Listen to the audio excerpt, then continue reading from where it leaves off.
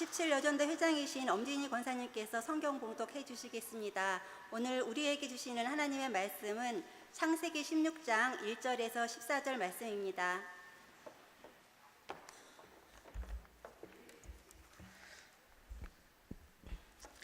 아브라함의 아내 사레는 출산하지 못하였고 그에게 한 여종이 있으니 애굽 사람이요 이름은 하갈이라. 사레가 아브라함에게 이르되 여호와께서 내 출산을 허락하지 아니하셨으니 원하건대 내 여종에게 들어가라. 내가 혹 그로 말미암아 자녀를 얻을까 하노라 하매 아브라함이 사레의 말을 들으니라. 아브라함의 아내 사레가 그 여종 애굽 사람 하갈을 데려다가 그 남편 아브라함에게 첩으로 준 때는 아브라함이 가나안 땅에 거주한 지 10년 후였더라. 아브라함이 하갈과 동침하였더니 하갈이 임신하매 그가 자기의 임신함을 알고 그의 여진을 멸시한지라. 사레가 아브라함에게 이르되 내가 받은 모욕은 당신이 받아야 옳도다. 내가 나의 여종을 당신의 품에 두었거늘 그가 자기의 임신함을 알고 나를 멸시하니 당신과 나 사이에 여호와께서 판단하시기를 원하노라. 아브라함이 사라에게 이르되 당신의 여종은 당신의 수중에 있으니 당신의 눈에 좋을 대로 그에게 행하라 하매 사라가 하갈을 학대하였더니 하갈이 사라 앞에서 도망하였더라. 여호와의 사자가 광야의 샘물 곁 곧 술김 셋 곁에서 그를 만나 이르되 사라의 여종 하갈아 내가 어디서 왔으며 어디로 가느냐. 그가 이르되 나는 내 여주인 사레를 피하여 도망하나이다. 여호와의 사자가 그에게 이르되 내 여주인에게로 돌아가서 그 수하에 복종하라. 여호와의 사자가 또 그에게 이르되 내가 내 씨를 크게 번성하여 그 수가 많아 셀 수 없게 하리라. 여호와의 사자가 또 그에게 이르되 내가 임신하였은즉 아들을 낳으리니 그 이름을 이스마엘이라 하라.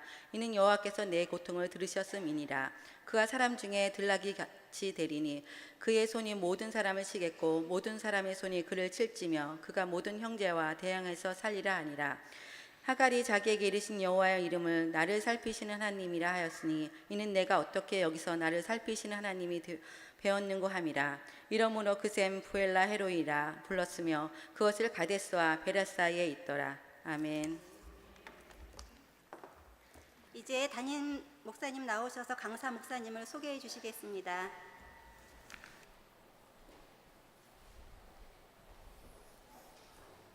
할렐루야. 때를 따라 우리에게 필요한 은혜를 주시는 하나님께서 오늘도 우리에게 필요한 은혜를 주시기 위해서 귀한 목사님을 보내주셨습니다. 이미 광고에 그 주부에 나온 대로 LA 유니온 교회 담임하고 있는 김신일 목사님입니다. LA 유니온 교회는요, 우리 교회하고 자매 교회 같아요. 자매기를 맺지는 않았지만 이미 아시는 분은 아시겠지만 얼마 전까지 거기 부목사로 하다가 오렌지 중앙교회 좋은교회 담임 목사로 나간 유원선 목사님. 유원선 목사 알죠? 우리 유창기 전 우리 신비 권사님 아들. 거기서 목회훈련 잘 받고 좋은 교회 담임 목사로 갔고요. 그리고 피주은 목사, 피자노님 아들. 거기서 부목사로 사역하고 있고 공부하면서 그리고 김미숙 권사님 아들 김한별 목사 얼마 전에 안수받고 거기서 또 사역하고 있어요. 그리고 이병호 장로님 딸 아름이 거기서 섬기고 있고요. 변재욱 형제도 거기서 섬기고 있습니다. 우리 원지윤도 그쪽에서 공부할 때는 항상 거기 출석해서 봉사를 열심히 했고요. 그래서 우리 교회 식구들 거기 많아요. 제가 그래서 우리 목사님한테 농담으로 지난번 총회에서 만나가지고 우리 식구들 잘 좀 돌봐주라고, 안 그러면 내가 개척시키겠다고 그랬는데 우리 목사님 만나서 보니까 그럴 염려 전혀 없어요. 후배이지만 처음 이번에 만나 교제했는데 얼마나 성품도 좋고 또 21년 전에 미국 가서 공부도 했고요. 에즈벨이라고 하는 좋은 학교에서 선교와 박사학위도 받고 목회도 잘하고 실력이 있는, 영성이 있는, 인격이 갖춰진 좋은 목사님인데 오늘 우리 교회 총회차 나와서 마침 우리 교회에 모셔서 말씀을 듣게 됐습니다. 여러분 큰 은혜 받으시기 바라고 이제 우리 김신일 목사님 나오셔서 보고 계시는 하나님 엘로이라고 하는 제목으로 말씀을 전해 주시겠습니다. 여러분 박수로 환영하겠습니다.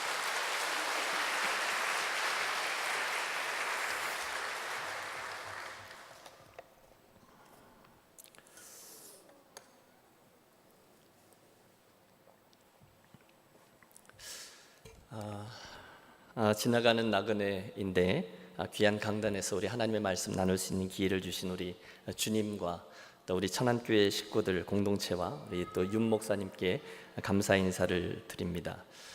저는 총회 마치고 몇 개 일정 중에 어저께 천안에 왔는데요. 우리 윤 목사님을 포함해서 천안교회 식구들이 지금 말씀해 주신 이유로 전혀 낯설지가 않습니다.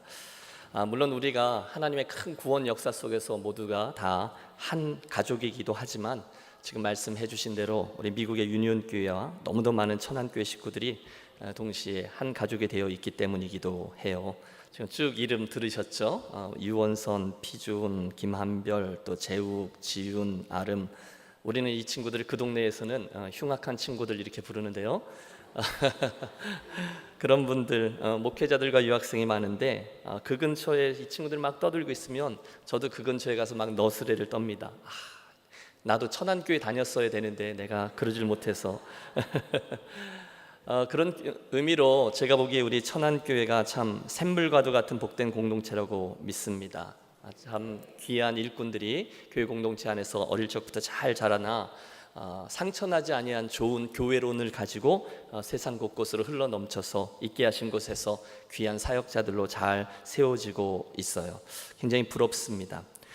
그런 이유로 여러분 처음 보는 목사이고 또 저도 처음 쓰는 강단이지만 우리 서로 경계심을 버리고 바로 이 말씀의 교제 안으로 들어가겠습니다. 여러 해 전에 제가 달라스 텍사스에서 섬길 때 그곳에 부목사로 섬겼던 목사님이 새벽 예배 시간에 어떤 장로님 이야기를 나누어 주었습니다. 그 장로님은 원래 직업 군인이셨는데 충성스럽게 주님을 섬기다가 장로로 피택됐고 드디어 장로로 안수를 받게 되셨습니다.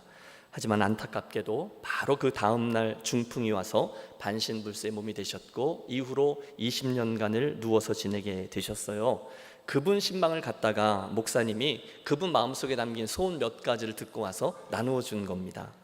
첫째, 그분은 자신의 발로 예배당에 한번 걸어 들어가 보는 것이 소원이셨다고 해요. 둘째, 그분은 또렷한 목소리로 이 주일 낮 예배 시간에 대표 기도를 한번 해보는 게 소원이셨다고 해요. 셋째, 그분은 교회의 화장실 청소를 당신 손으로 직접 한번 해보는 게 소원이셨고, 마지막 네 번째가 이분이 음식 솜씨가 좋았는지 당신의 손으로 손두부를 만들어서 교회 식구들을 한번 섬겨보는 게 소원이셨습니다. 그 이야기를 들으면서 저는 우리가 평상시 평범하게 생각하고 또 누리고 있는 것들이 얼마나 귀한 것이었는지를 새삼 깨닫게 되었습니다. 문제는 그분의 그 안타까운 형편에 관한 것이었어요. 여러분, 얼마나 귀하고 사모하던 직분입니까? 얼마나 마음이 설레셨겠습니까? 그런데 장로로 세움을 받은 바로 그 다음날 반신불수의 몸이 되었으니 얼마나 가슴이 아프셨을까요? 여러분, 제가 착하거든요. 그래서 그 이야기를 앉아서 부목사님과 하는 설교를 듣는데 가슴이 막 아려왔습니다. 그리고 그날 이런 질문을 하나님께 드리며 기도했어요. 하나님, 어떻게 그러실 수가 있으십니까? 하나님, 그분의 그 안타까운 형편을 헤아리고 계십니까? 보십니까? 하나님, 그분 마음의 그 간절한 소원을 알고 계십니까? 이렇게 기도했습니다. 어떻게 생각하십니까? 정답은 예, 그렇습니다입니다. 하나님은 그 장로님을 포함해서 저와 여러분 인생의 모든 부분을, 어려움을, 절망을, 의심을, 외침을 다 알고 또 보고 계십니다. 왜냐하면 그분의 이름이 보고 계시는 하나님, 개역 한글은 감찰하시는 하나님, 개역 개정은 나를 살피시는 하나님 엘로이이기 때문입니다. 한번 따라해 주십시오. 보고 계신 하나님 엘로이. 네. 오늘의 본문 창세기 16장에는 인생의 곤고함 속에서 처절하게 절규하고 있는 한 여인이 등장합니다. 그녀의 이름은 하갈입니다. 물론 본문에는 또 다른 주인공인 아브람과 사레가 나옵니다. 그 부부는 75세쯤에 약속의 후사를 주실 것이다 주님의 음성을 들었지만 아직까지 아들을 얻지 못했어요. 기다리다가 지쳤나요? 그 당시 풍습에 따라서 인간적인 방법이 동원됩니다. 2절, 사레가 아브라함에게 이르되 여호와께서 내 출산을 허락하지 아니하셨으니 원하건대 내 여종에게로 들어가라. 내가 혹 그로 말미암아 자녀를 얻을까 하노라 하매 아브라함이 사레의 말을 들으니라. 언제부터 말을 그렇게 잘 들었다고 이런 말은 잘 듣죠?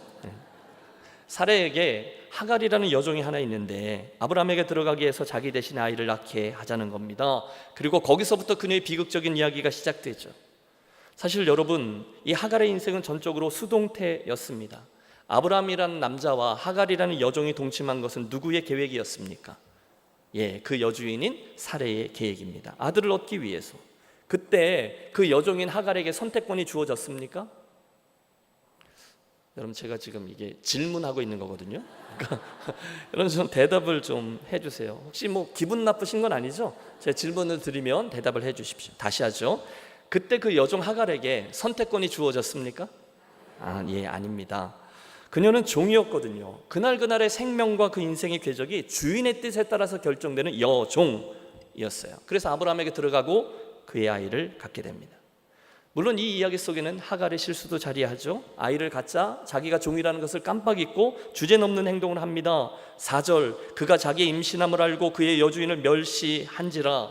분위기 파악을 못한 것 아닙니까? 가뜩이나 자기 여주인의 신경이 곤두서 있는데 임신했다는 것을 믿고 여주인을 멸시해요? 사례가 볼 때는 이게 기가 막힌 겁니다. 집안이 시끄러워지고 남편을 원망합니다. 당신이 그렇게 잘해주니까 저 하갈이 나를 무시하지. 나는 억울해. 완전 한국의 막장 드라마 같습니다. 근데 여러분, 남자는 믿을 게 못 되죠. 아브라함이 살 길을 찾습니다. 아니 왜 나한테 그러냐, 내 몸종 아니냐, 내 맘대로 해라. 가뜩이나 질투심이 불타오르는데 남편이 자기 편을 드니 사례가 힘을 냅니다. 옳거니 하면서 그 여종을 학대합니다. 분위기를 보니 혹독히 다르며 못살게 굴었어요. 그래서 6절, 하갈이 사례 앞에서 도망하였더라. 극단적인 방법으로 가출을 선택하죠. 그리고 그 험한 광야길을 헤매다가 최악의 상황을 만나게 된 겁니다. 갈 곳이 마땅치 않아요. 어디가 어딘지도 몰라요. 게다가 그녀는 지금 아이를 가진 몸이었습니다. 그러니 여러분, 하갈의 입장에 대해 보십시오. 얼마나 곤고했을까요?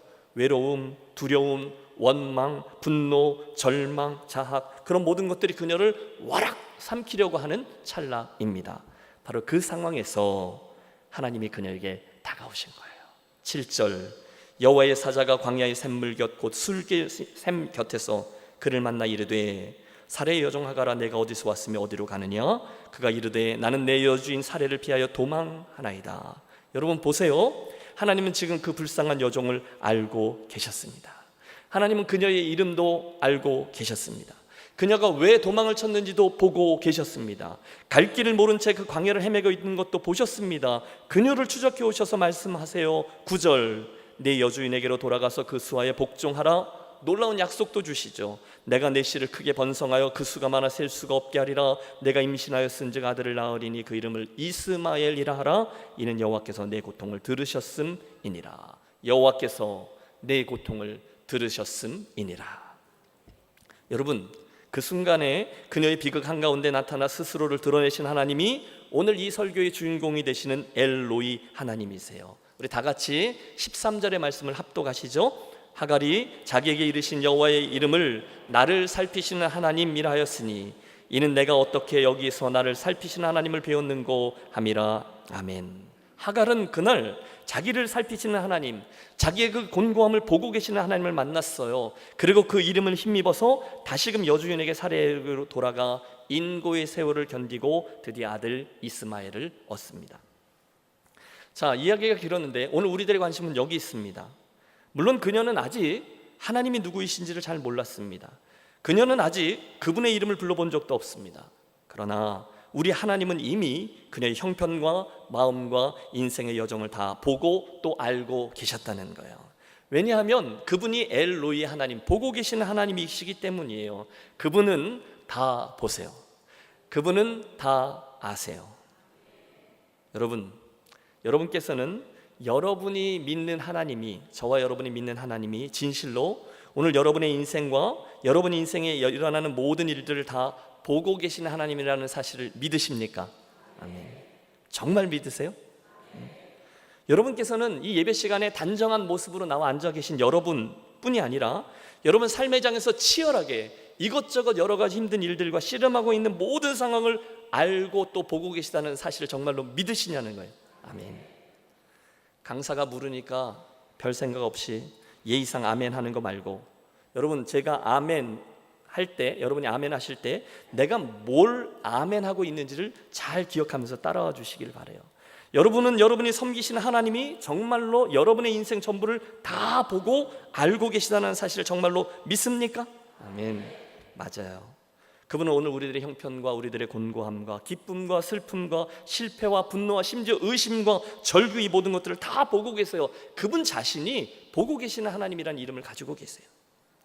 자, 이제 우리는 이 설교의 본론을 통해서 조금 전에 여러분이 아멘이라고 고백했던 그 대답의 구체적인 의미들을 세 가지로 묵상해 보렵니다.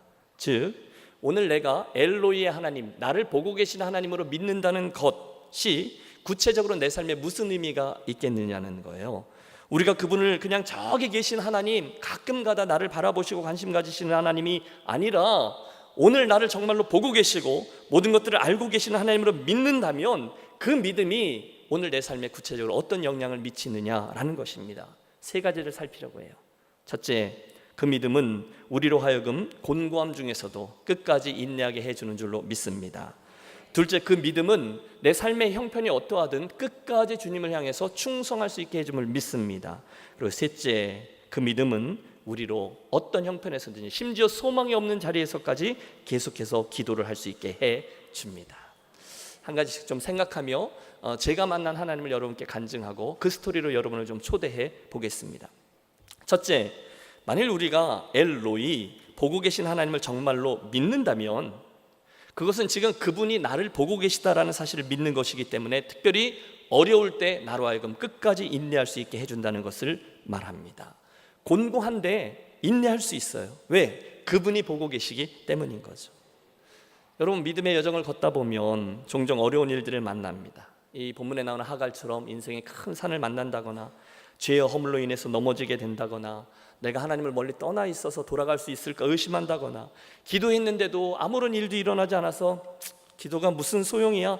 의심의 안개 속을 걷는다든가 기타 등등 저와 여러분의 인생에는 힘든 일들이 별일들이 많이 있어요.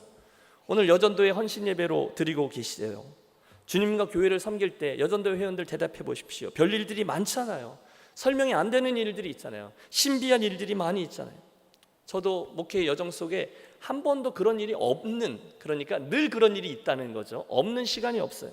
목사님 저 시험 들었어요. 또 주일날 보면 다 보여요. 목사님 저 오늘 건들지 마세요. 여기다 이렇게 써놓고 들어오시는 분들, 그런 분들이 계세요. 혹시 여러분 오늘 여러분이 그런 분 아니시냐는 거예요. 여러분 실패하셨습니까? 여러분 실패란 단어가 얼마나 춥습니까? 실망하셨습니까? 더 추운 거 이용당하셨습니까? 배반당하셨습니까? 여러분 자녀가 속을 썩입니까? 교회 섬기다가 시험 드셨습니까? 너무너무 마음이 아프고 곤고하십니까? 기도해야 된다는 것은 아는데 너무 힘드니까 기도하기도 싫고 기도하고 싶은 생각도 안 나고, 그때 사랑하는 천안교회 가족 여러분, 그 순간 오늘 우리가 나누고 있는 이 엘로이의 하나님, 보고 계신 하나님을 기억하고 그리로 달려가는 저와 여러분이 되시기를 축복합니다. 틀림없어요. 하나님 그분이 보고 계시지라는 깨달음이, 그 믿음을 회복하면 갑자기 그분에게서 오는 위로와 평강이 내 삶에 채워질 줄로 믿습니다. 그러면 인내할 수 있어요. 그분이 아시니까요. 무엇이 중요하고 무엇이 덜 중요한지가 금방 분별돼요. 그분이 보시면, 그걸 깨달으면 우선순위가 정리됩니다. 내가 놓아야 될 것과 붙들어야 될 것들이 바로 자기매김을 해요. 하나님이 보고 계시니까요. 제가 여러 해 전에 섬겼던 교회 공동체에 장로님 한 분이 계셨어요. 오늘 설교 중에 장로님들이 자꾸 나오는데 죄송합니다. 근데 이제 일평생 주님과 교회를 시무장로로 쭉 섬기셨어요. 그리고 몇 주 후에 원로장로로 추대를 하려고 하는 어간입니다. 그런데 이분이 교회에서 좀 마음 상하는 일을 만나셨는데 굉장히 힘든 일을 만나셨어요. 그러니까 교회 식구들이 이런저런 얘기를 한 게 마음에 상처가 된 거예요. 여러분, 섭섭병에는 약이 없는 거 아시죠? 안 되는 거예요. 그래서 급게 이분이 나 목사님 원로장로 추대 안 받겠습니다 선언을 하셨어요. 마음을 탁 닫으셨어요. 얼마나 힘들어집니까? 여러분, 제가 전화도 드리고요, 쫓아도 가고요, 빌어도 보고요, 달래도 보고요. 그래도 안 돼요. 마음문을 꽁꽁 걸어 잠그셨어요. 그러니 그분 교회에 와서 그분이 앉아 계시는데 그쪽 분위기가 얼마나 안 좋아요. 말이 말을 낳고 불편한 일들이 생기고 몇 주를 그랬어요. 한 2주는 교회도 안 오셨어요. 그런데 어느 날 그분이 마음을 확 바꾸셨어요. 다 푸셨어요.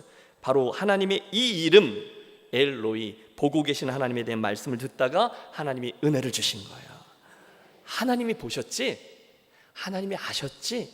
에이, 그러면 뭐. 그리고 나머지는 문제거리가 되지 않게 그냥 해결되어 보셨어요. 그분이 아시면 되지. 그리고 잘 넘기고 원로장로로 추대를 받으셨습니다. 보세요. 가출했던 하갈이 어떻게 해서 어떤 이유로 다시 여주인에게로 돌아갈 수 있었을까요? 틀림없어요. 나를 보고 계신 하나님, 그분과 시선이 마주쳤기 때문입니다. 그분이 아시는구나, 내 형편을. 에이, 그러면 뭐. 그래서 돌아간 거예요. 함께 기억하고 싶습니다. 보고 계신 하나님 엘로이를 정말로 믿으면 저와 여러분은 인생의 어떤 곤고함도 인내로 감당할 수 있게 될 줄로 믿습니다. 오늘 헌신 예배로 섬기시는 여전도회 회원들은 이 이름을 붙잡고 기도하셨으면 좋겠어요. 교회에 섬기다 보면 별일들 많잖아요. 설명이 안 되는 일들이 있어요. 그러나 그때 내가 믿는 하나님이 엘로이 하나님, 나를 보고 계시지, 이 상황을 알고 계시지, 그분의 이름을 붙들고 잘 감당하는 여전도회가 되시기를 바랍니다. 여러분, 우리 옆에 계신 분을 한번 권해보시죠. 옆에 있는 분에게 힘내세요. 그분이 보고 계십니다. 반대편에 계신 분에게 그분이 알고 계십니다. 예. 두 번째로, 저와 여러분의 엘로이 하나님을 믿는다는 것은 그 하나님이 이 모든 상황을 보고 또 알고 계시다라는 사실을 내가 알기에 오늘 내게 맡겨진 일을 그분 앞에서 충성스럽게 감당할 수 있게 된다는 것을 의미합니다. 그분이 보고 계시니까 잘할 수 있는 거죠. 그분의 시선을 의식하고 있으니까요. 여전도 회원들 한번 대답해 보세요. 주님을 열심히 섬기고 몸된 교회를 애쓰고 수고하고 하다 보면 별일들을 다 만나지 않습니까? 중간중간에 마음 상하는 일들도 생기기도 하고 서운하기도 하고 딱 한 달만 방학했으면 좋겠다 싶기도 하고 연말이면 내년에는 절대로 내가 임원을 맡지 않으리라 총회하는 날 안 나오려고 그러고 여러분 웃으시는 분들 수상하십니다. 그때 어느 이름을 기억하자고요? 엘로이, 보고 계신 하나님을 향해서 그 이름을 기억하고 믿음을 새롭게 하면 저와 여러분은 주님 오시는 날까지 덜 중요한 것 갖고 씨름하지 아니하고 정작 중요한 것 붙잡고 씨름하게 될 줄로 믿습니다. 상황은 별로 문제되지 않아요. 그분이 주인이니까 별 상황 속에서도 이것 때문에 때려쳐 하지 않을 수 있다는 거예요. 엘로이를 믿을 때 말입니다. 저는요, 하나님의 시선, 나를 바라보시고 나의 섬김을 바라보고 계신 그분의 이야기를 할 때면 늘 성경에 나오는 이 인물을 소개합니다. 여러분 혹시 마띠디아라는 이름 들어보셨어요? 발음도 잘 안 되실걸요? 아마 처음 듣는 분이 대부분일 겁니다. 역대상 9장 31절에 이런 말씀이 나옵니다. 고라 자손 살룸의 맏아들 마띠디아라 하는 레위 사람은 전병을 굽는 일을 맡았으며. 사연은 이렇습니다. 오랫동안 바벨론에서 포로 생활을 하고 있던 유다 백성들이 드디어 예루살렘으로 돌아가게 되었습니다. 우리가 일제시대에서 해방되었을 때의 느낌 같은 거죠. 성경에는 그들이 포로로 끌려가서 살았던 게 70년이라고 되어 있으니까 상식적으로 생각하면 맨 처음에 포로로 끌려갔던 사람들 1세대는 대부분 그 땅에 묻혔을 겁니다. 그렇죠? 아니면 2세, 3세, 결혼을 빨리 한 분들은 4세쯤 그 땅에 살고 있었을 거예요. 우리는 포로 생활하면 대부분 땅 파고 또는 벽돌 굽고 그런 생각들을 하지만 성경의 기록을 보면 바벨론의 포로들이 꼭 그렇게 살았다고만 할 수 없습니다. 기록에 의하면 그들 나름대로 그 땅에 뿌리를 내리고 있었고 어떤 사람은 나름 명예도 부도 누리고 있었어요. 에스라, 느헤미야, 다니엘 같은 사람들은 포로라기보다는 그 왕국의 고위 관리였고 에스더 같은 이는 그 나라의 왕후까지 되지 않습니까? 아마 그 70년의 세월이 지나면서 그곳에서 태어난 2세, 3세, 4세들은 그 땅의 언어와 풍습과 문화, 교육, 생활 방식에 무척 적응이 돼 있었을 거예요. 그러던 어느 날 그들에게 고향 땅 페르시아에서 볼 때는 저 변방에 있는 시골 예루살렘으로 돌아가서 성전을 짓고 성벽을 재건하라 왕의 칙령이 내려지죠. 기쁨이 있을 거예요. 드디어 우리 할아버지로부터 귀에 못이 박히도록 듣던 그 예루살렘 땅에 돌아갈 수 있게 되었구나. 그 나라를 다시금 재건할 수 있게 되었구나. 너무너무 기쁘다. 그렇게 생각할 수 있어요. 그런데 여러분 현실적으로 생각해 보십시오. 정말로 외국에 나가서 20년, 30년 이상 머무신 분들, 그들의 자녀들이 오늘 본문에 보면 40년이 아니라 70년 정도 그 땅에서 살게 되었는데 그들이 모국으로 돌아가는 일이 쉬웠을까요? 여러분 이거 의문문입니다. 쉬웠을까요? 아닙니다. 입장을 바꿔놓고 생각해 보세요. 제가 오랜만에 한국에 왔더니 한국에 다문화 가정들이 참 많아요. 이분들이 처음에 이주 노동자로 많이 오시잖아요. 이 천안에도 그런 분들이 계실 거예요. 그런데 이 땅에 와서 결혼도 하고 자녀들도 낳고 코리안 드림을 꿈꾸며 오신 분들이 10년, 20년 아니 70년이 지났어요. 그들의 자녀들의 생김새가 이국적이겠죠. 그러나 완전 한국적인 사고와 한국말을 하고 한국에 적응하고 그런 사람들인데 그들에게 갑자기 인도네시아나 방글라데시에 돌아가라 이렇게 하면 쉽겠냐는 거예요. 세계 중심 페르시아에서 그 땅으로 갈 때 각오를 단단히 하는 거예요. 다 버려야 돼요. 직장 버려요. 집도 싸게 팔아야 돼요. 그리고 거기 가면 전혀 모르는 곳에 가면 누가 도와주는 게 아니에요. 황폐한 땅만 남아 있어요. 은행이 있겠어요? 뭐 카톡이 있겠어요? 아무것도 없어요. 한마디로 예루살렘으로 돌아가는 것은 포로 생활이 끝났구나 신난다 하고 돌아갈 길이 아니라는 거예요. 대신에 그것은 진지한 헌신, 결단, 사느냐 죽느냐가 있어야 하는 어려운 일이었습니다. 그래서 성경에 나오는 포로 기환이 한 번에 끝나지 않은 건 너무도 당연합니다. 실제로 3번 포로 기환이 있었는데 2번째 포로 기환 때는 에스라가 레위 사람들에 가서 사정합니다. 제발 좀 돌아가 달라고요. 실제로 그런 일들이 많이 있었어요. 그래서 너무 길게 말씀을 드렸는데 역대상 9장에 나오는 사람들은 정말로 어려운 결단을 하고 신앙적인 이유를 붙잡고 예루살렘으로 돌아오는 사람들이에요. 이유는 하나, 하나님 보시기 합당한 삶, 예루살렘을 재건하고 성벽을 다시금 세우고 성전을 세우기 위해서 돌아간 거예요. 대단한 사람들이에요. 그 중에 한 사람이 오늘 우리가 이 귀절에서 만나는 사람, 역대상 9장 31절 다시 보시죠.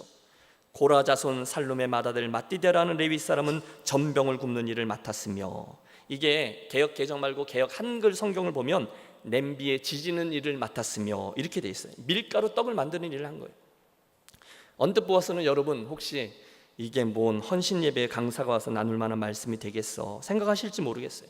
전병 떡 굽는 일을 맡았으며, 나는 교회의 재정을 맡았으며, 나는 교회 학교를 맡았으며, 나는 성가대를 맡았으며, 나는 예배 안내를 맡았으며, 나는 새신자부를 맡았으며, 이러면 얘기가 좀 되겠는데 이 사람은 전병 떡 굽는 일을 맡았으며 이렇게 돼 있는 거예요. 이게 뭔 얼마나 이야기거리가 되겠습니까? 그런데 여러분 역대상 9장을 쭉 읽다 보면 비밀이 하나 드러납니다.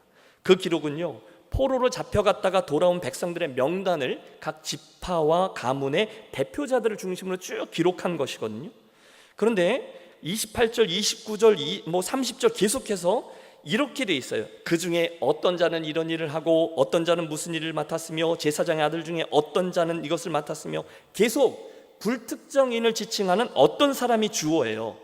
어떤 사람이. 그런데 31절만 고라 자손 살룸의 장자 맏디데라는 사람이 떡 굽는 일을 맡았으며, 그렇게 그 이름과 하는 일이 딱 드러나게 적혀 있는 거예요. 이 사람만.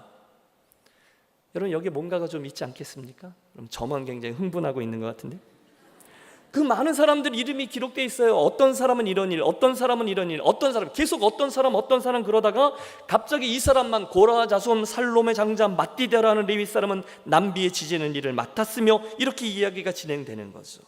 이유는 하나입니다. 저가 하나님의 눈에 띈 거예요. 어떤 사람 맏디데다 이렇게 된 거죠. 여러분 생각해 보세요. 이 맏디데라는 사람은요, 포로된 땅에서 태어나서 안정되게 살고 있었을 거예요. 그런 그에게 어느 날 예루살렘에 돌아가게 되었다라는 소식이 들려집니다. 레위 자손이니까 목사 아들쯤으로 해 두겠습니다. 그런데 가서 성전에서 섬기던 원래 자기 가문에 주어진 일을 해야 되는 거라는 거예요. 살펴보니 할아버지에게 가서 물었겠죠. 할아버지, 우리 가문은 뭐 했어요? 조상대대로 해오는 일이 냄비에 지짐이 떡을 붙이는 일이라는 거예요. 아니 바벨론에서도 안 하던 일인데 고향 땅에 돌아가서 그 일을 해야 된다고요? 그것도 이제 운명적으로 해야 되는 일이 돼서 나도 그거 해야 되고 나의 아들도 그 일을 해야 됩니다. 그러니 바벨론 땅에서 무엇을 했는지는 모르겠지만 돌아가서 평생을 떡 굽는 일을 해야 된다니 그게 가고 싶겠습니까? 여러분 같으면 가시겠습니까? 생각만 해도 지루하잖아요. 그것도 가면 평생 그걸 해야 돼요. 내 아들도 평생 떡 만들어야 돼요. 손주도 그거 해야 돼요. 그런 의미로 제가 볼 때 그 제사장이었던 사람들이 다른 지파 사람들보다 돌아가기가 훨씬 어려웠을 겁니다. 역대상 9장에 적힌 이 레위인들의 직무가 무엇인가 하면요, 문지기, 기구 나르기, 제사도구 관리하기, 찬양하기, 떡 만들기, 그 외에도 우리가 쉽게 추측할 수 있는 일은 성전 청소하기, 제물로 온 동물들 관리하기, 똥 치우기, 동물들 칼로 죽여서 내장 다듬기, 그거 씻기, 불 피우기, 피 묻은 옷 빨기 등등. 여러분 그림이 그려지십니까? 지금이니까 밖에서 온 목사라고 이렇게 폼 재고 넥타이 매고 여러분 앞에 점잖게 서 있지만 그때 사람들, 그때 레위인들은 그 일을 해야 되는 거예요. 어떻게 했었냐? 그런데 결론부터 말씀드리면 그 레위인들이 돌아왔다는 겁니다. 그리고 그 가운데 한 사람이 오늘 이야기한 이 맏디데라는 사람이에요. 여러분 생각해 보세요. 마띠다가 하는 일은요, 담임 목사님 같이 잘 드러나는 멋진 일이 아니었어요. 탁월한 리더십을 발휘하면서 당신은 이거 하십시오, 당신은 저것 하십시오 말하는 위치도 아니에요. 특별한 기술, 자기 개발과는 전혀 거리가 멀어요. 그가 할 일은 그냥 냄비에다 불 피워놓고 밀가루 반죽을 빚어 만든 전병을 붙이는 일, 지짐이 만드는 일이에요.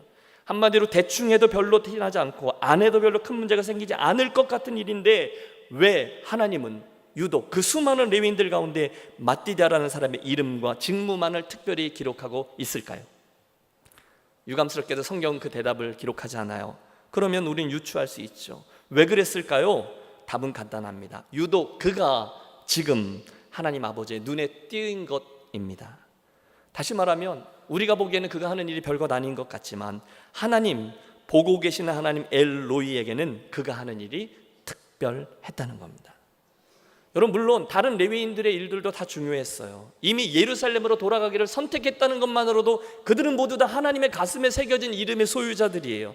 그렇죠? 밭을 갈든 벽돌을 굽든 청소를 하든 나무를 떼든 모두 다 귀한 사람인데 왜 마띠다만 이름이 나오냐는 거예요. 저는 조심스럽게 이렇게 결론을 내립니다.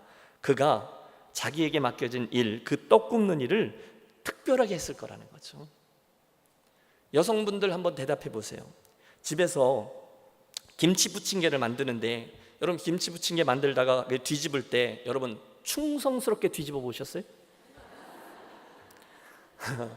여러분, 김치 부침개 지짐이를 붙이는 건 충성스럽게 특별하게 하기가 참 어려운 일이에요. 그렇죠? 찌 부어놨다가 노릇노릇해지면 휙 해서 휙 뒤집는 게 훨씬 쉬워요.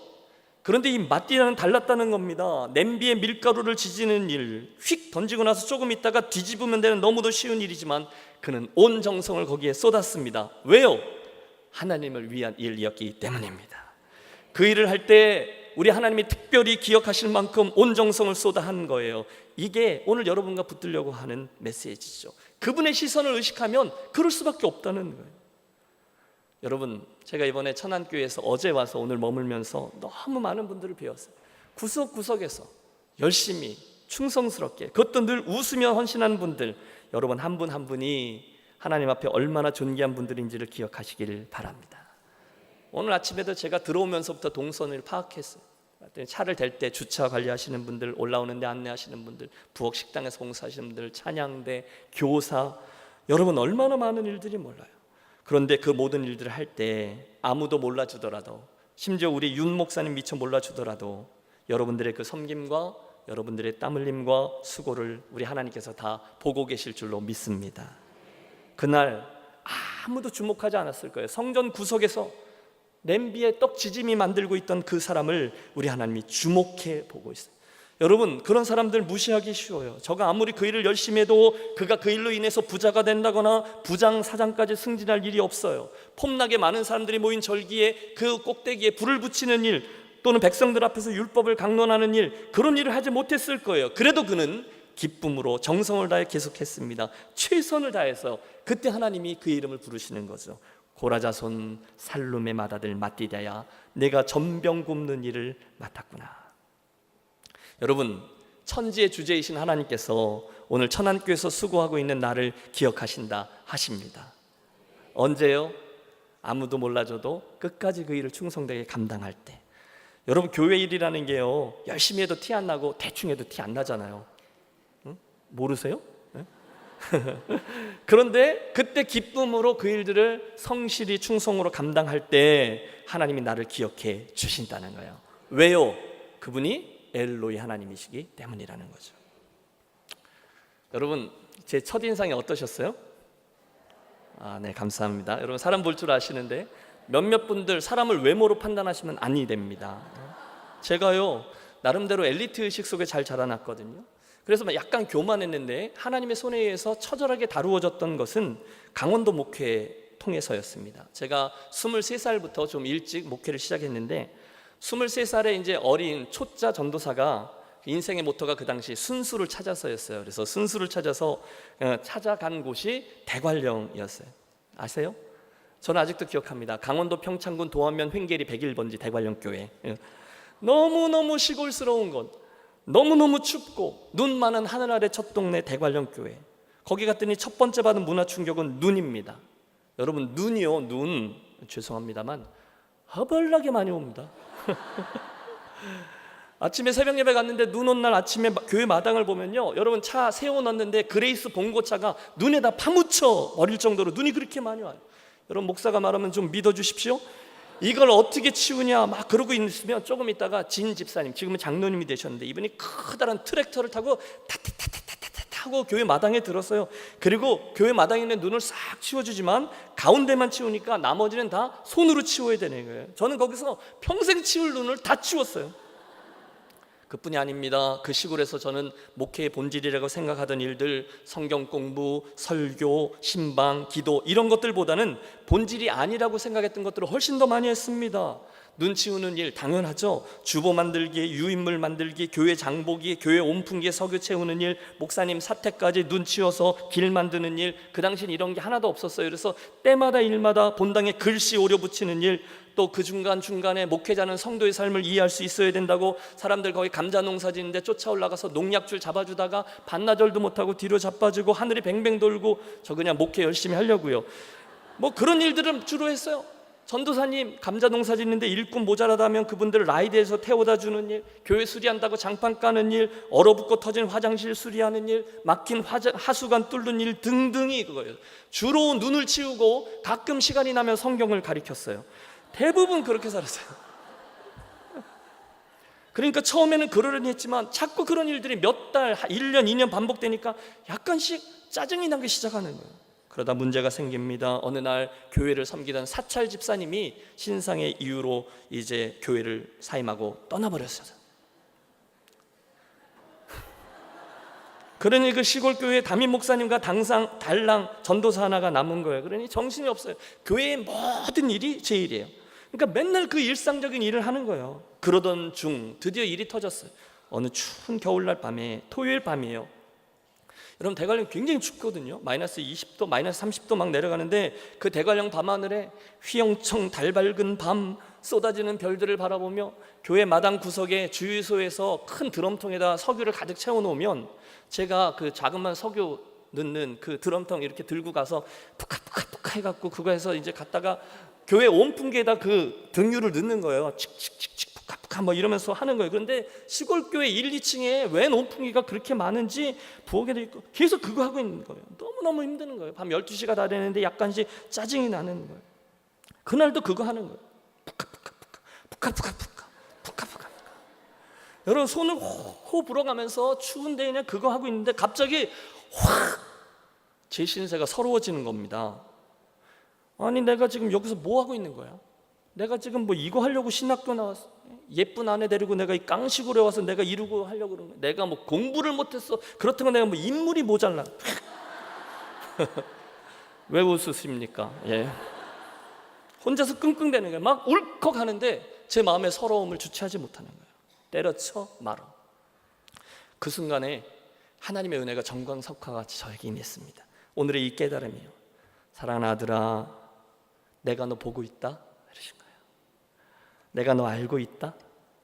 나도 그랬어. 그래서 나도 아무도 알아주지 않는 나사렛 목공소에 가서 30년을 그러고 있었는걸. 여러분 그 순간 마음이 다 풀려버린 거예요. 녹록듯이. 저의 그 석유 푸는 일 말입니다. 그것에 하나님의 거룩함이 담기기 시작했어요. 저의 눈 치우는 일은요 마띠다의 섬김이 된 거예요. 제가 화장실 청소하는 거, 겨울에 다 얼어붙은 옷을 걷어내는 일은 사람들 앞에서 무명한 자 마띠다의 일이 아니라 우리 하나님 앞에서 유명한 자 김신일의 일이 된 거예요. 저는 그때 그 경험을 잊지 못해요. 그래서 그 농촌 목회, 그 다음에 제가 태백에 갔어요. 탄광촌에 가서 태백 동부교회를 섬기고 그 이후에 유학생활, 이민교회를 섬기는 힘이 되었다라고 저는 분명히 믿습니다. 그날 그 경험 말입니다. 한국에서 역동의 현대사를 통과하며 진지한 그리스도인으로 충성스러운 주님의 일꾼으로 살아가고 계신 사랑하는 성도 여러분, 쉽지 않을 거예요. 주님 섬기고 또 그 여러분 삶의 현장에서 그렇게 수고하다가 또 그곳에서 그리스도인으로 살아남기 위해서 애쓰고 씨름하고 얼마나 애를 쓰세요. 그런데 우리 오늘 이 마띠다를 기억하기를 원합니다. 아무리 작은 일 같아도, 남 예수 믿는 게 힘든 것 같기도 하지만 아무리 티가 나지 않아도 여러분 신실하게 충성하며 끝까지 섬겨내는 천안교회 가족들이 되시기를 축복합니다. 어떻게 그 일이 가능해요? 엘로이 하나님을 믿으면 된다는 거예요. 정말로 믿는 거예요. 그분이 보고 계시지? 그러면 끝난다는 거예요. 옆에 계신 분 한 번 더 격려하죠. 엘로이 하나님 때문에 오늘의 마띠디아가 되시기 바랍니다. 예. 마지막으로 한 가지만 더.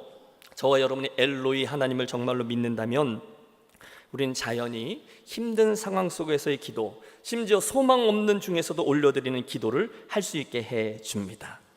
따라해 주세요. 상황은 어렵지만 기도하세요. 그분이 보고 계십니다. 맞습니다. 여러분, 엘로이 하나님을 믿는다는 것은요, 우리로 하여금 힘든 상황에서도 포기하지 않고 기도를 할 수 있게 해 줍니다. 여러분, 포기하고 싶으십니까? 잠깐 방학하고 싶으십니까? 포기하지 마십시오. 스톱하는 것은요, 때려치는 것은요, 가장 쉽지만 가장 좋은 일이 아님을 우리는 알고 있어요. 대신에 은밀한 중에 나의 기도를 보고 또 들으시는 하나님, 그분에게 나아가 그분의 엘로이의 이름을 부르며 기도하시기를 바랍니다. 하나님이 보신다니까요. 여러분, 제가 목사가 가장 잘하는 말 있잖아요. 기도할게요, 기도하겠습니다, 기도합시다. 여러분, 그냥 드리는 말씀이 아니라 정말로 기도를 할 수 있게 된다는 거예요. 엘로이를 믿으면요. 이 말씀만 드리고 마치려고 하는데요, 따져보니 지금부터 한 11년 전쯤의 일입니다. 2008년 12월 저는 그때 하나님으로부터 큰 기도 응답을 하나 받았습니다. 그리고 중요한 것은 그때까지, 그 당시 저는 그 기도 응답이 20년 전인 1997년에 시작된 것으로 기억하고 있었다는 거예요. 97년을 가보면 그 당시 저는 대학원을 졸업하고, 그때 태백에 있을 때인데 대학원을 졸업하고 동시에 목사 안수를 받게 되었어요. 그리고 나서 삶이 진지해지고 미래 진로에 대해서 이제 진지하게 고민하면서, 그래서 삼각산을 오르기 시작했어요. 여러분, 삼각산 들어보셨습니까? 기도하는 사람들한테 유명한 산 아닙니까? 산기도. 그 외에 옛날 목사님들이 해주셨던 무용담들이 있어요. 하나님과 진검승부를 하려면 이렇게 말씀하셨어요. 답답하고 컬컬하면 산 위에 올라가서 소나무 뿌리 하나 뽑아, 이러시던 부흥사 목사님들의 이야기가 떠올라서 저도 평상시 그런 신앙 형태가 아닌데 산을 오르는 거예요. 왜 여러분 잘 못 알아들으시는 것 같은데, 아침에 눈을 떠봤더니 밤새도록 주여 주여 소나무 붙잡고 기도했더니 아침에 다 뽑혀 있더라, 이런 이야기를 해주신 거예요. 이제 이해가 좀 되십니까? 그래서 저도 이제 거기 기도하러 간 거예요. 금요일 밤마다 그 기도하는 사람들은 삼각산 꼭대기를 능력봉이라고 부릅니다. 그럼 저 밑에 철물점에서 김장 비닐을 이만큼 끊어요. 그리고 그걸 주머니에 넣어갖고 가서 올라가서 이쪽 끝을 딱 묶고 여기를 촥 열면 김장 비닐을 탁 뒤집어 쓰면 하나도 안 춥거든요. 그럼 거기 앉아갖고 주여 그러면서 밤하늘에 서울 시내를 바라보며 기도하는 거예요. 이야기가 참 많은데 다 줄이고, 인생에 있어서 가장 중요한 제 목사 안수와 대학원 졸업 이후에 제 미래 인생에 대해서 하나님 이렇게 저렇게 인도해 주십시오, 어떻게 하면 좋아요, 열심히 기도했습니다. 그 기도 제목 중에 하나가 유학입니다. 하나님, 제가 5년 전에 대학을 졸업할 때 그때 이런 꿈이 있었는데 다 접고 강원도 목회했는데 이제 다시 이 자리에 왔는데 혹시 가하시면 유학의 길을 좀 열어주십시오. 진지하게 기도했어요. 그때 하나님이 저에게 이렇게 물으셨습니다. 그래? 그러면 내가 유학은 보내주겠는데 이유를 한번 말해보렴. 그래서 그때 제가 28살에 초짜 목사가 막 되었을 때 제가 할 수 있는 가장 순전한 대답을 하나님께 올려드렸어요. 하나님, 저는 넓은 세상에 가서 공부를 좀 하고 싶습니다. 그런데 약속드리되 제가 그것 가지고 학위를 따면 그 학위 가지고 절대로 폼 재지 않을 거고 제 개인적인 인생의 영달이 아니라 하나님 나라를 위한 선한 도구로 사용하겠습니다. 제가 약속드립니다. 제 이력서에 한 줄 두 줄 더 넣기 위한 공부가 아니라 하나님 앞에서 구비되어지기 위한 목회로 열심히 준비하겠습니다. 자랑하지 않겠습니다. 폼 재지 않겠습니다. 진지하게 산기도를 마치고 돌아온 아침에 따르르르릉 전화가 걸려온 게 캐나다였어요. 그래서 저는 짐 싸들고 2달 후에 캐나다에 가서 유학생활과 목회를 감당하게 되었습니다. 그러다가 금방 6년 정도 삶이 안정되면서 시간이 흘러갔어요. 2003년 2월에 저는 알버타주에 있는 한 미션 컨퍼런스인데요, 알버타주에 있는 에드먼턴이라는 곳에 미션 피스트가 열려요. 그러니까 선교 대회가 열려요. 거기서 가슴 벅찬 결단과 함께 또 한 번 간절하게 하나님께 헌신의 기도를 올려드립니다. 여러분, 선교 대회를 조심하시기 바랍니다. 예? 선교 대회는 분위기에 취해서 스님들도 막 헌신한다는 얘기가 돌아요. 저도 그랬다는 거예요. 미국의 선교사님이 이제 강단에서 수천 명이 모여 있는데 강단에서 이제 설교를 하시는 거예요. 근데 이분이 설교 중에 당신이 천국에 가서 듣고 싶은 말이 두 개가 있다는 겁니다. 하나는 주님으로부터 듣고 싶은 말이래요. 웰단, 스테이크 얘기하는 게 아니라 웰단, 잘했다 착하고 충성된 종아, 그 이야기였어요. 그러니까 이해가 되었습니다. 그분은 선교사님이고 또 사역자시니까 주님으로부터 잘하였다라는 이야기를 듣고 싶으셨겠죠. 그런데 두 번째, 그분이 천국에 들어갔을 때 듣고 싶다는 얘기가 저를 뒤집어 놓은 겁니다. 그건 because of you라는 단어예요. 즉 자기가 천국에 갔는데 자기는 모르는데 수많은 사람들이 자기한테 달려오는 거예요. 그러면서 because of you, 당신 때문입니다. 당신 때문에 제가 이 천국에 올 수 있었습니다. 너무 감사합니다라고 하는 말이 듣고 싶다는 거예요.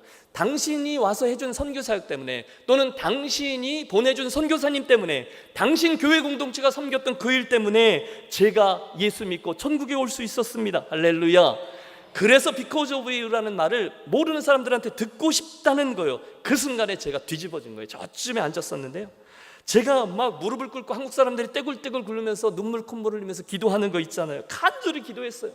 하나님, 정말로 제가 저게 바로 제 인생의 마지막 부분을 향해서 나아가는, 제 인생의 마지막 부분, 엔딩 픽처가 저겁니다. 하나님, 제가 그 사역자의 삶을 살기 원합니다. 그것 위에 한 번만 더 공부할 수 있는 길을 열어주세요. 간절히 기도했고, 반년 후에 이제 아까 목사님께 소개해 주신 켄터키의 신학교에서 학위 과정을 시작했어요.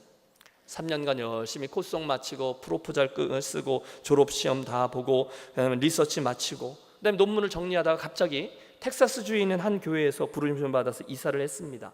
그리고 2년 동안 논문을 한 자도 쓰지 못하고, 솔직히 말씀드리면 목회하면서 논문을 쓸 수가 없어갖고 겨우겨우 어떻게 짜집기를 해서 2년 후에 디펜스를 하러 갔어요. 디펜스라는 게 구술시험인데, 디펜스 하는 날 박살나고 한 학기 뒤로 늦춰지고 챕터 하나를 온전히 다시 쓰고 겨우 아주 우스운 성적으로 논문을 통과해요.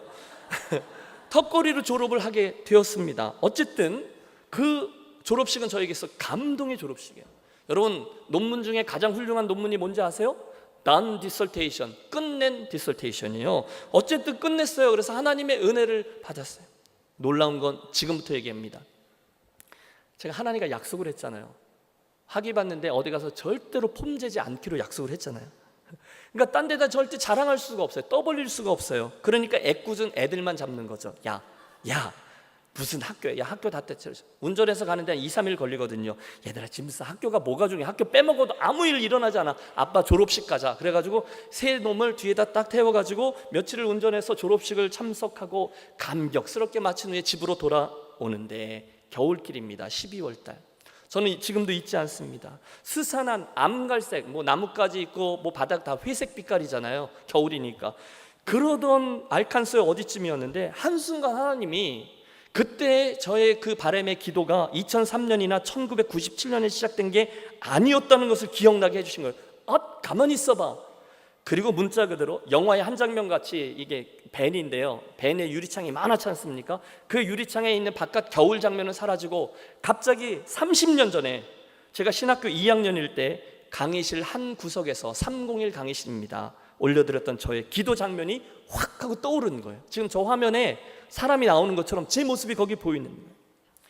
지금은 이미 주님의 품에 안기신 제 은사신데요, 신약을 가르쳐 주시던 이상은 고수님이, 참 존경하던 그 노 교수께서 당신 인생에 있는 깊은 성찰과 교훈이 묻어나오는 강의를 진행하다가 잠깐 당신의 유학 생활을 얘기해 주시고 그 경험이 당신의 인생에 미친 영향에 대해서 말씀을 해주신 적이 있어요. 그때 19살짜리 신학교 2학년 학생이 제 가슴이 막 뛰기 시작한 거예요.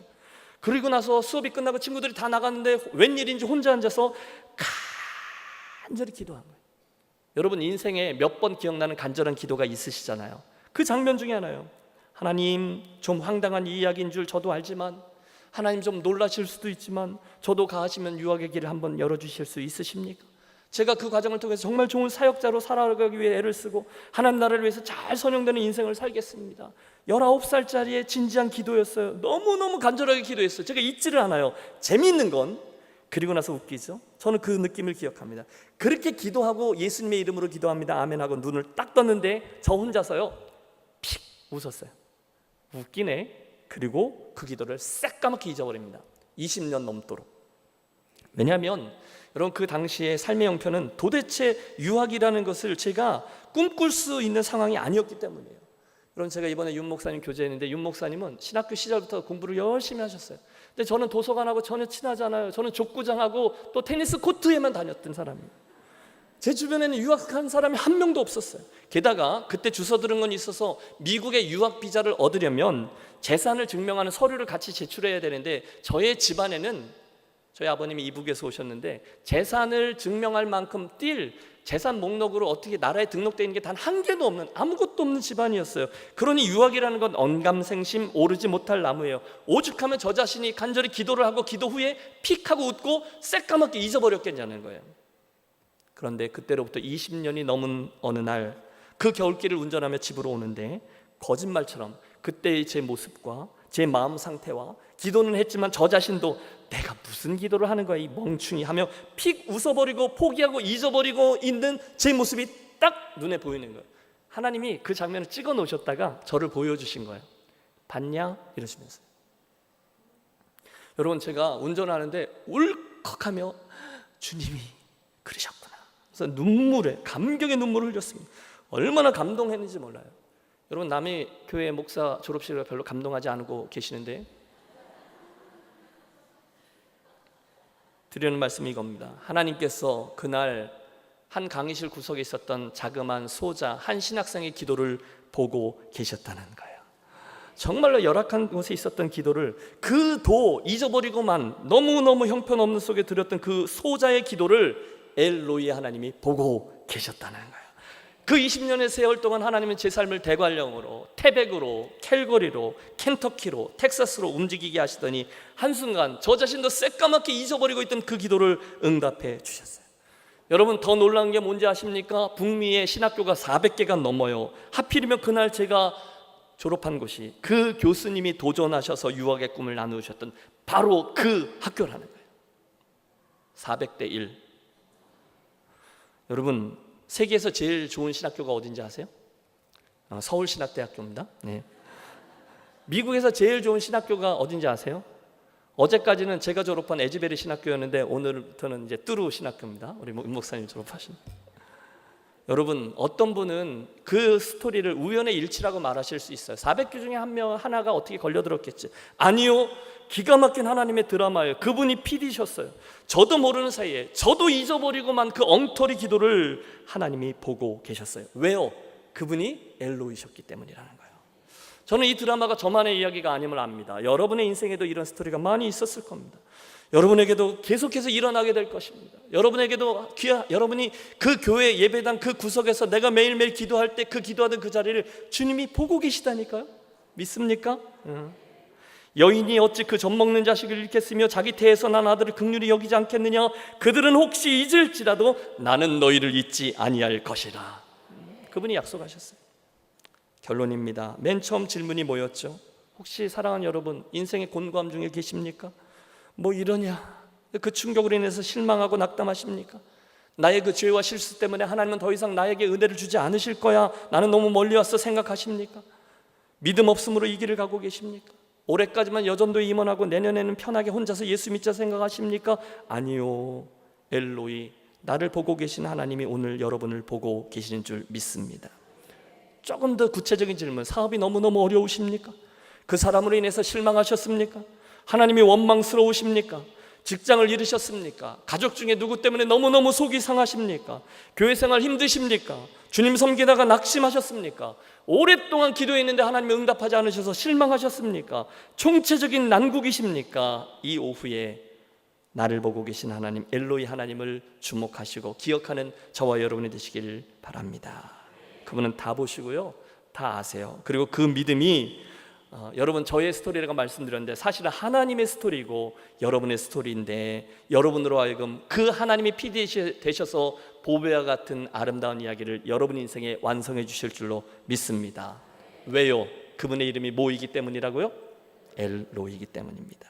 바라기는 그분의 이름을 분명히 기억하고 믿기 때문에 오늘 그 믿음이 선명해져서 내가 믿는 하나님이 저기 계신 하나님이 아니라 나를 보고 계시다는 하나님이라는 사실을 믿기 때문에 세 가지, 곤고함 중에 인내하시고 어떤 상황에서도 끝까지 충성하시고 심지어 소망 없는 상황에서도 끝까지 기도의 씨름을 감당하는 우리 천안교회 식구들과 천안교회 공동체의 행보가 되시기를 주의 이름으로 축원합니다. 기도하시죠. 하나님, 오늘 우리에게 드러내 보여주셨던 이 엘로이, 보고 계시는 하나님이라는 이름을 인하여 감사합니다.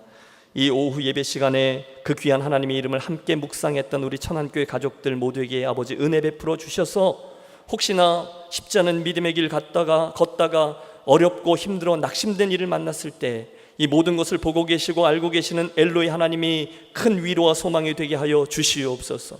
곤고함 중에 그 이름을 믿는 믿음으로 인내하게 하옵소서. 상황은 어렵지만 그 사람과 그 일들을 선대하며 충성한 우리 되게 하옵소서.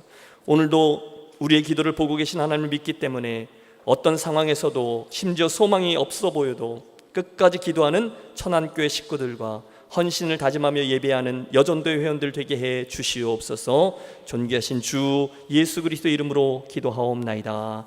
아멘.